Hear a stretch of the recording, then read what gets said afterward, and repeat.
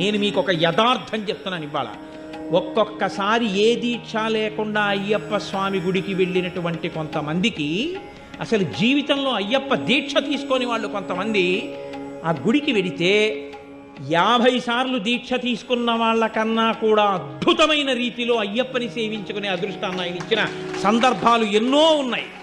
దేనివల్ల ఇస్తాడో తెలుసా అండి? వీడి నా దీక్ష పట్టాడని ఇవ్వడం కాదు. వీడికి ధర్మమునందు అనురక్తి ఉంది, వీడికి వేదమునందు అనురక్తి ఉంది, వీడికి నా రూపమునందు అనురక్తి ఉంది, ఈశ్వరుడి యందు అనురక్తి ఉంది. అది ఆయనకి చాలు. నీవు విష్ణు భక్తుడవైనా అయ్యప్ప భక్తుడవే, శివభక్తుడవైనా అయ్యప్ప భక్తుడవే, శాక్తేయుడవైనా అయ్యప్ప భక్తుడవే. నువ్వు ఏ రూపాన్ని భక్తితో కొలిచి వేదాన్ని నమ్మి జీవించినా నువ్వు అయ్యప్పని చేరుకోగలవు. అది ఆయన గొప్పతనం. శివకేశవుల యొక్క అభేదమైనటువంటి రూపం, అంతటి గొప్ప స్వరూపం, సమస్త దేవతా సమాహారము. అటువంటి మహాపురుషుణ్ణి సేవించడానికి